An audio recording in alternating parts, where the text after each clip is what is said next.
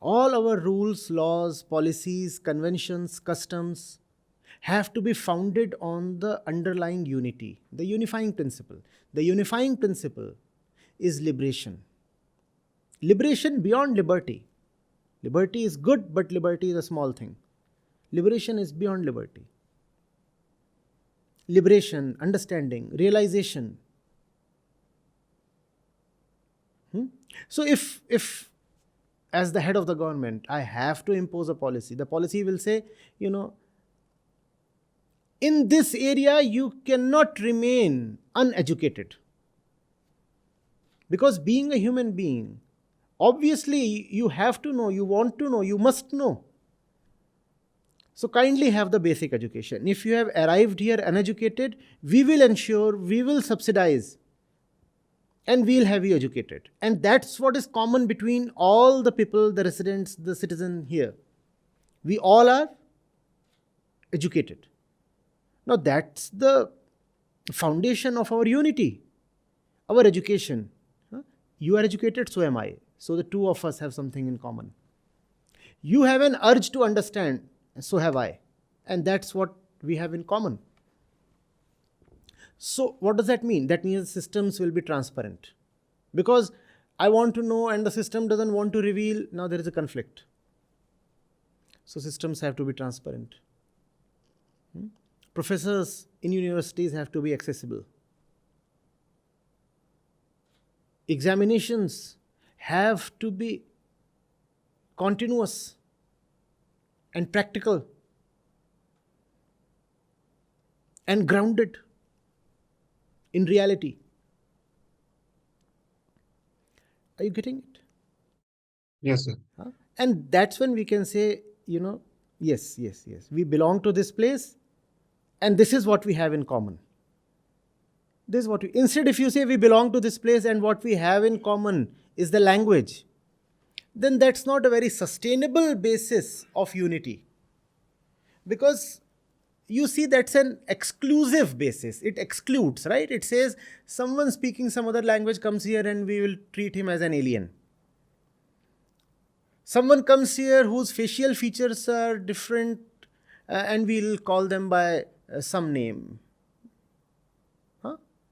some not so pleasing name, right? Yes. No. The buffalo does better than us when it comes to these things. There is very little there is very little evidence of color based discrimination in the buffalo universe, or in the cow or goat or camel universe. We have not seen that. We have rabbits, and just one among them is brown, and we are not seeing the white ones really discriminate against him. So first of all, he is in a minority of one, and secondly, his color is supposedly an inferior one, right? A very Indian color, brown. But the white European rabbits are not seen to discriminate. Only human beings have that kind of ignorance and nonsense. If somebody is a minority, pulverize him. And when you are in a minority, then form groups and raise slogans and complain and play the victim. How will that work? All that is just so juvenile.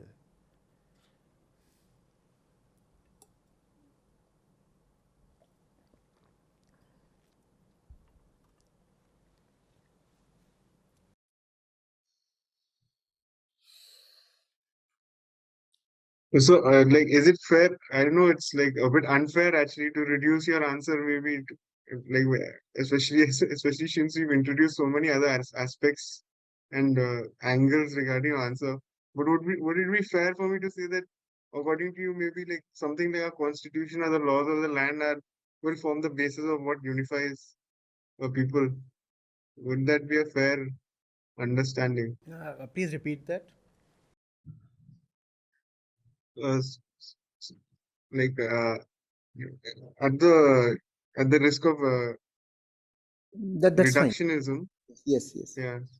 So will it be will it be somewhat fair, like somewhat to a minute degree fair to say that according to you, like maybe the just basis for a shared identity would be laws, uh, laws and the constitution on the basis of what shared living Yes, rules obviously, if you for a see, society. if you look at the preamble, huh, Yes, sir. the values that you find there are quite sublime.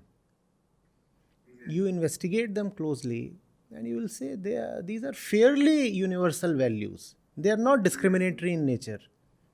Yes, sir.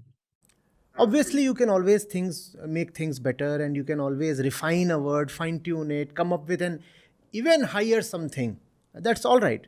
But if you look at, liberty, equality, fraternity, if you look at even the stuff that came to the preamble in the 70s, socialist, secular, these are not really things that can divide.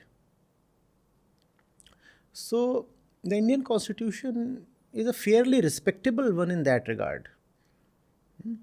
And in fact, even globally, countries look up to the Indian constitution. It's quite a detailed one.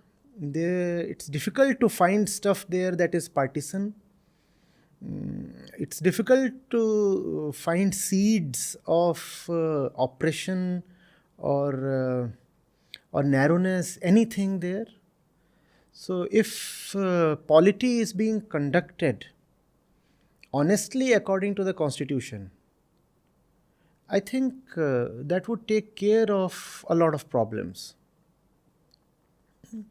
See, obviously, the constitution does not address the inner life of the human being. Hmm?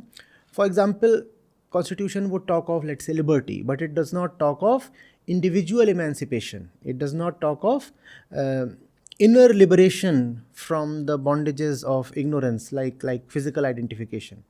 Huh? People are so identified with their body, and the constitution is silent in that regard. But then that is also not the function of the constitution. That is to be taken care of by other agencies, hmm, operating at the social level. So all in all, I think if we can just live up to what the constitution says, that itself would be a fairly stable situation, and more can be done. Obviously, there are vistas beyond that, uh, but that is not to say that the constitution lacks in something. Thank you so much, sir. Wonderful answers. Thank you so much. Thank you.